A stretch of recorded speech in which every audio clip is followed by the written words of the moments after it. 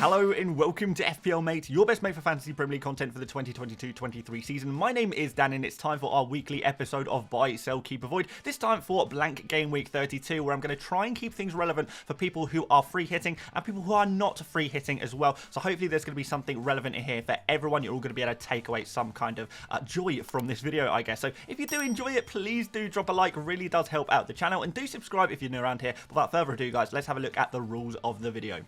Okay, so buys are players you probably don't have but should consider bringing in. Sells are players that you probably have but should consider removing. Keeps are players you might be thinking about removing but I think you should keep them. And avoids are players that are pretty hyped up right now but I think they are potential traps that should be avoided. So it's all opinion based today, guys. We're going to do two in each category. Let's start off with some buys. So our first buy is Mo Salah, a really obvious one. It's going to be a buy no matter who you are. If you are free hitting this week, you're going to want to have Salah on your free hit team. If you are not free hitting, then you're going to need to have a nice captaincy option for game week 32, as well as those kind of players that you can take through to game week 34, where you can see Salah has a really nice double game week there against an out of form Tottenham team and a Fulham team that do seem to be on the beach a little bit at the moment. They are struggling a little bit defensively, and both of those games are at home in 34 as well. But the big game really for the immediate concern is this Nottingham Forest at home game, and we've seen Forest recently have been kind of struggling. They are conceding a lot of chances at the moment, so it is very important that we go for a Liverpool attacker to try and make the most of this particular fixture, as well as looking forward to the future fixtures. And Salah really is by far the biggest goal threat at Liverpool at the moment, and he has this advantage that he's not as rotation risk as some of the other options. I know some of you guys are looking at Jota, at Cody Gakpo, at Darwin Nunez, maybe some of you guys even looking at Diaz as well, but all of those players don't have the nailedness that Salah has, and that's a huge advantage of going for him. He's just that safe Liverpool attacker who's also the best Liverpool attacker. So if you're going to go for anyone, I would not try and cut corners here. I would try and go for the big man himself. 4 goals in the last 5 game weeks. He's played, well, he started 4 games during that time. He did get dropped from one of those games, didn't he? Decent XG, a decent XA as well. He hasn't got any assists recently, but he is creating chances for his teammates as well. And his numbers in general are just very good right now. On penalties, probably still as well, which is going to be hopefully beneficial, I guess. I'll leave that one to your guys' interpretation. But what I'm really looking from Salah is his open play form, which has been very, very, very good recently. A lot of people thinking that maybe Liverpool have turned a corner now. They certainly have some good opportunities to get some good results. And even as far as game week 35, I think that Brentford at home game is actually a slightly easier fixture than it has been previously. And we are going to touch on that a little bit more in the future of this video. But Salah, for everyone, if you're free hitting, you want to get him on your free hit team. If you are not free hitting, you're going to want him now and later as well. He has that advantage for non-free hitters of having a brilliant fixture in 32 and also a double in 34. So he's going to be advantageous to anyone, everyone, all of you guys. Get Salah. The next buy is Ollie Watkins, and maybe this one is pretty obvious, I'm not sure, but I mean, man, he has just been in amazing form. I know I've been hyping up Ollie Watkins so much recently, but a lot of FPL managers still don't have him in their team. A lot of FPL managers saying, you know, I'm just not going to buy him. There's other, you know, more important things to do in my team, but I think at a certain point, you do have to consider, if you're not a Watkins owner, that maybe getting Ollie Watkins is the most important transfer you can make this game week. It is very possible that that could be the case for you. His numbers are insane at the moment. These are really incredible numbers. You don't see these numbers from a football player very, very often. So in the last 5 game weeks, 5.31 expected goals, 1.73 expected assists, insane amounts of shots, pretty much all of them in the box as well. And what's amazing is that none of these numbers have been inflated by penalties either. So this is open play stuff. Those of you guys who watched the Newcastle game at the weekend would have seen that Watkins could have easily scored 3 goals in that game, maybe got an assist or 2 as well in that game. It could have been an even bigger score than it already was, I guess. So Watkins, absolutely incredible, scintillating form at the moment, and we're not really seeing anyone else in the Premier League quite like Watkins at the moment. And the fact that he's only 7.7 million, yes, he's putting up the numbers better than a lot of the premium players. You know, he is honestly going toe-to-toe with Erling Haaland at the moment in terms of his kind of output. So, genuinely, he is almost essential. And one more thing, I said I was going to touch on Brentford, and we will continue the conversation on Brentford in just a short while, but Brentford have not been good defensively recently. I know we like to think of Brentford as a pretty tough defence, and at times this season they have been, but over the past 5-6 game weeks in particular, Brentford have dropped right down in their defensive numbers and are really conceding an insane amount of chances. In fact, they are kind of bottom 3 in the Premier League right now in terms of the expected goals conceded, and yes, Raya is making some saves and bottling them out of the games to a degree, but at the same time, they are still conceding an insane amount of goals at the moment. I think it's 10 goals in the last 5 games, something like that, which really, really is a lot. I do have the stat on screen for a future player in this video, so we will kind of have a look at that. But certainly, it is not looking good for Brentford right now, and the form that Aston Villa is showing right now, the form that Watkins is showing right now, I really do feel like, you know, last week we said, now Watkins, he's playing against Newcastle. Surely this is going to be the end of it. And he scores his biggest haul for a very long time.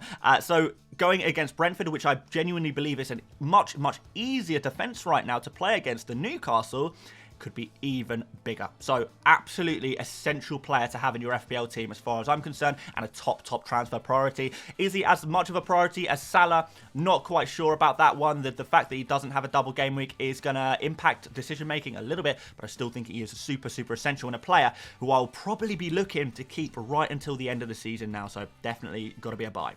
Alright, Ivan Toney I'm going to put as a sell, and the reason why I'm going to do that, and first of all I do just want to clarify this, it's because I don't want to put cop-out answers in this section of the video. It would be very easy for me to put players in the sell category that don't have a fixture in Game Week 32. But you guys know that already. And it's not going to be very useful for me to sit here and say, oh, yeah, sell, you know, Bruno Fernandes or Luke Shaw or, you know, someone else like Danny Welbeck or someone just because they don't have a fixture. Like, obviously, if you are looking to free hit, you're going to be removing players who don't have a fixture in Game Week 32. If you're not on a free hit, you're probably also going to be looking to remove some of your blanking players to try and fill up your first 11 with players who actually do have fixtures. I'm not going to condescend you guys by saying, oh, sell players who don't have a fixture. That's probably going to be pretty obvious, but I do want to focus instead on the kind of players you could be selling that actually do have a fixture, and players who I think are sacrificable. You know, I feel players who I'd be willing to sacrifice in order to make the right moves work. Now, to go for some forwards, like, you know, maybe you want to go for Ollie Watkins, or maybe you want to go somewhere else with some forwards, maybe Isak or Solanke, or maybe you want to get Harry Kane into your team, or maybe you want to go for, you know, Diogo Jota or someone like that. The player I would sell in order to make these moves happen would probably be Toney. Now, I know that's a little bit controversial. Toney has had a very good season. He's performed pretty well recently. The numbers on screen do look pretty good, but they have been inflated by penalties. And I'm not saying that's necessarily a bad thing, but, you know, when we look at his XG of 4.11 over the past 7 games, you know, it's quite a lot of games.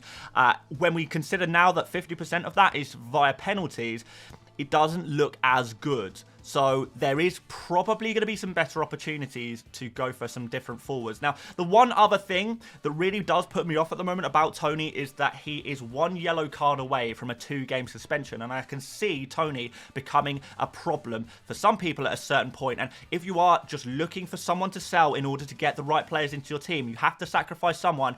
It makes sense in a way to remove a player who might cause you problems later, you know, so you don't have to deal with those problems later. If you have to remove somebody now, that's all I'm saying on that one. And I have to say, guys, this is Toney's longest streak of games without a yellow card. He's currently 5 games without a yellow card. He has not done this at any point previously in the season. If we know anything about Toney, unless he is going to be a very, very good boy on his best behaviour for the rest of this season, a yellow card is surely on its way. He is a guy who likes a yellow card. And then we've got the suspension. Don't know when that's going to happen. But at the same time, Aston Villa have been keeping clean sheets like mad. Chelsea, I still think, are a fairly tricky defence to go up against. I don't think they're completely unbeatable by some of the better teams. But, you know, you're not going to score too many goals against Chelsea, generally speaking. Liverpool away as well is never going to be an opportunity to score loads of goals. That Nottingham Forest game would be nice if you did own Toney. But if Toney gets a yellow card in Game Week 32 or Game Week 33, you're not going to have that opportunity to have Toney against Nottingham Forest anyway. So, yes, it's a little bit speculative, but if you have to sacrifice some kind of player who you know, has a fixture in Game Week 32, then maybe Toney is going to have to be the guy you sell. I don't know. I just wanted to put that one out there. I know there's going to be differing opinions on that one, but to be honest, I did struggle a little bit on sells today, because if they have a fixture in 32, then that's kind of a really good start, because that's pretty much, you know, not a lot of the best players even have a fixture in Gameweek 32. So yeah, there we go. Sell Tony. And I'm going to double up on the sell Brentford players agenda here by actually suggesting that you guys sell Ben Mee. I would expand that to pretty much any Brentford defender, if I'm totally honest. You know, Pinnock, Henry. I would probably think about removing those players if it means you can get someone a little bit better into your team. If you can go for like a Liverpool defender or someone like that, or a defender like, you know, maybe a Crystal Palace defender, or someone you just want to carry forward through for the rest of the season. Maybe you've got your eye on some players who have double game weeks, for example, potentially there. The Brentford defenders I would be removing because, like I kind of just said, they have been conceding goals. So yeah, you can see on screen, guys, 10 goals conceded in the past 5 game weeks. That's pretty bad. Expected goals conceded is 11.2. That's the 3rd worst in the league over this kind of period. So it's not looking too good for the Brentford defence at the moment. And what's more, the Brentford defenders in general, particularly Ben Mee, considering he is 5.1 million, is just offering next to 0 attacking threat whatsoever. So you're not going to get goals out of him. You're not going to get assists out of him.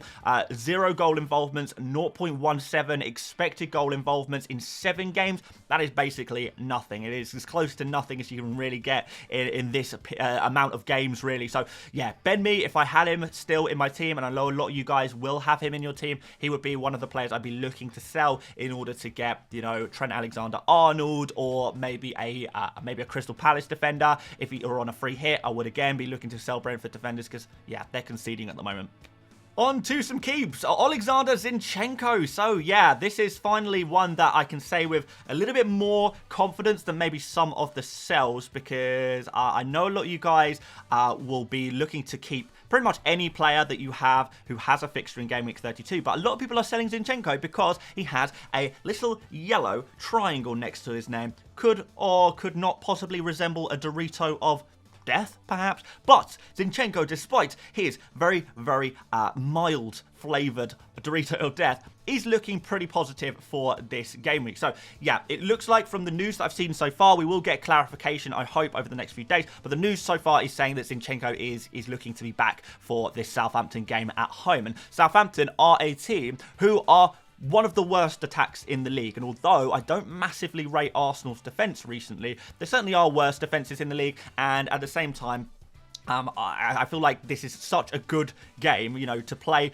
one of, if not the worst attack in the league at home as a defender is going to be an opportunity for a clean sheet. I was looking through the bookies odds today, and they are suggesting that Arsenal, of all the teams who play in Game Week 32, have the highest chance of a clean sheet. So that is going to be an opportunity for those of you guys who have your Arsenal defenders. Now, a lot of people are saying, well, Zinchenko, maybe he's going to be dropped, even if he is fit, even if he is available. Is he going to be dropped? No, I don't think so. Arteta does not like to rotate his team. Zinchenko really is crucial to the way that Arsenal play, and I think we did see that in the West Ham game. It's not that TONEY is a bad player necessarily, but he doesn't really suit the style of football that Arsenal want to play, with kind of the quick passing and the kind of left back kind of inverting on that left-hand side a little bit. Zinchenko really does suit that role a lot better, and if Zinchenko is confirmed to be fit, not only is he a keep, but he's even a player I would strongly consider, you know, actually buying on a free hit. If I'm on a free hit and Zinchenko's available, it may be that Zinchenko is exactly the kind of player that you actually want to buy for your free hit team. So definitely something that I'll be considering on a free hit. If I already have him and I'm not on a free hit, I would still be definitely keeping Zinchenko if he's available, because I think this is just a really good opportunity. So hold fire on selling Zinchenko. He takes a lot of shots. He creates a decent amount.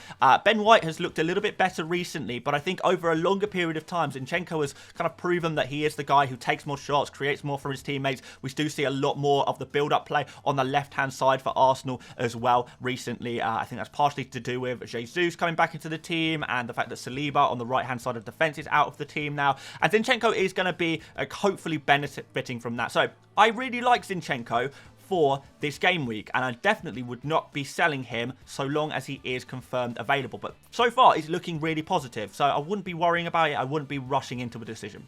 Another player that I guess a lot of people are selling, excluding the players who obviously don't have a fixture, is Isak. So yeah, Isak is another player who I would be keeping.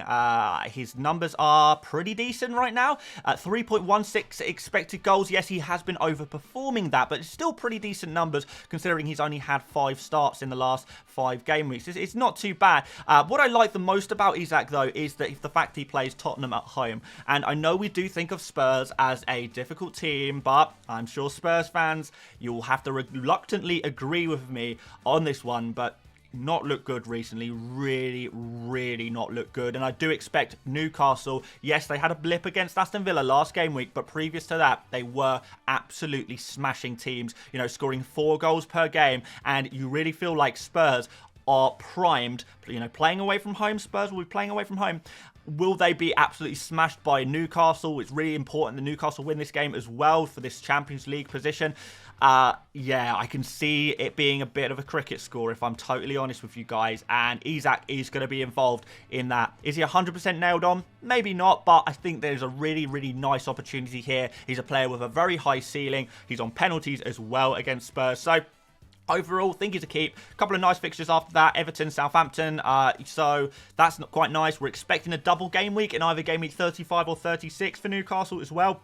Hopefully game week 36, because that will mean Bournemouth and Brighton will be the fixtures, and that'll be a really nice double for Newcastle indeed. So basically, guys, if you're not on a free hit, I would be keeping Isak for sure. And if you are on a free hit, I genuinely feel like, again, he is one of those players you could consider putting in your free hit team as part of your attack. You know, you go for, obviously, you go for an Ollie Watkins in there. You'll probably go for, you know, maybe Gabriel Jesus in there. The third slot, I think there is as much argument to go for Isak as that third forward slot as there is for the likes of Kane or Solanke or, you know, maybe Jota there. You know, I think Isak has got to be in that conversation as well, so it's got to be a keep. Finally, some avoids. I would say avoid Martin Ødegaard. Yeah, he's just like the kind of player who I know we're going to be looking to sell like very soon. Like if I'm an Ødegaard owner, and I'm not, I'm actually a Martinelli owner who I think is significantly better than Ødegaard as an FPL asset right now. And I'm even considering selling Martinelli in the next couple of game weeks, maybe even in game week 33. It's definitely something I'm thinking about doing. The fixtures just after game week 32 are not good. So if you already own Ødegaard and you're not on a free hit, then, you know, keep him. Of course you keep him, but if you don't own Ødegaard yet, whether you're on a free hit or not, he would not be one of the Arsenal players I'd want. I wouldn't want to buy an Arsenal player for a permanent transfer. If I'm on a free hit, my Arsenal players would probably be, you know, Martinelli and Jesus would be like the 2 really obvious ones to go for. After that, I'd probably rather have Saka than Ødegaard. I'd probably rather have the likes of ZINCHENKO, Ben White, Gabriel, you know, one of those defenders over Ødegaard as well. The numbers are just not... They're not amazing. You know, he scored 2 goals, got 1 assist, but he has been overperforming a little bit. We can see that his shots are, you know, taken from a distance. We can see that his key pass numbers are much lower than they have been previously. It's just not quite clicking in FPL terms for Ødegaard at the moment, and he's just not really a player I would want on my roster, whether that's temporarily on a free hit or permanently in my kind of long-term team. And my second avoid is probably going to be a little bit controversial because it's for slightly different reasons to usual. So bear with me, guys. I know not everyone is going to like this one, but hey, I'm just here to give my opinion and you guys can kind of make a decision based on that one. I like to use the avoid section to try and give the other side of the story when we've got a very popular player. Obviously, a lot of these players are very popular for a good reason and they have every chance of doing well, but I do like to use this avoid section as an opportunity to give another side to the story. So hopefully I can do that for you guys right now. So here is the thing. Liverpool have been setting up slightly differently tactically over the last couple of games. We saw that in particular in the last game against Leeds, which worked very well. And it is in many ways similar to a Manchester City kind of setup that they've been rolling with recently. I mean, I don't want to say it's exactly the same, but basically what it means is Robertson is the equivalent to an Ake at the moment, or at least a similar to an Ake at the moment, whereby he does kind of slot in as more of a left centre-back than the bombarding left wing-back, left midfielder that we might kind of typically associate Robertson with being. So he is going to be playing a little bit deeper, a little bit tighter. You can see his heat map from last game in particular. He was essentially, you know, in line with the likes of Van Dijk and Konate in terms of his overall average position, which is not something we really want when spending 6.8 million on a defender. Now, if you're going to go for a Van Dijk, who, again, you know, slightly cheaper, but, you know, still in that kind of flat defensive line, not bombarding forward too much. The thing is with Van Dijk is that he offers you an amazing attacking threat from set pieces. So he is going to be on the end of those corners and those free kicks where he often either scores himself, generates a decent amount of XG for a centre-back. One of the best chances of scoring a goal for any centre-back in the league is Van Dijk, which does give him a little bit of advantage there. Also the knock-ons as well that Van Dijk has, you know, he almost got an assist last game, for example. So yeah, I do feel like the Van Dijk is a better pick than Robertson because they're both essentially centre-backs at this point, but Robertson doesn't really offer you as much attacking threat in this current system that Liverpool are running. Now, if you think that Liverpool are going to do away with that system against Forest, then maybe things change and Robertson becomes a great option. But when you're spending 6.8 million on a defender, particularly if this is a permanent transfer, and what you're getting is a centre-back essentially who is playing for one of the slightly weaker defences in the league, who also doesn't really have any kind of, you know, headering kind of ability, you know, in the box and stuff like that, then you are going to be at a little bit of a disadvantage. It's a little bit too much money when you consider all those factors. And if you think that's not going to be the case, you know, the Liverpool are going to change their system back to normal, then, you know, fair enough. Maybe Robertson could be okay. And for a free hit, I don't mind Robertson as much on a free hit because, you know, it's not like you are permanently invested in a player that is this much money, because I feel like you can get similar outputs from Robertson for a lot cheaper. Certainly under this current system, you know, you can go for better defenses, you can go for players with slightly more attacking output as well.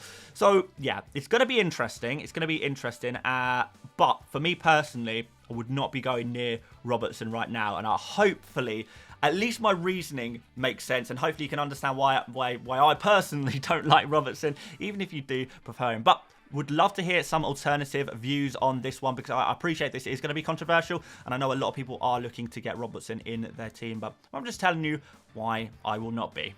In summary, guys, yeah, we're probably going to be looking to sell players who don't have fixtures and buy players who do have fixtures. It's probably going to be as simple as that, really. But yeah, hopefully this is going to make a little bit of sense. I just don't feel like some of these players are going to be quite perfect for what we want going forward. But it's going to be different teams. I think there's going to be a slight template for the free hit. I think there's going to be a slight template for Game Week 32 in general, just because we do have a limited pool of players to pick from.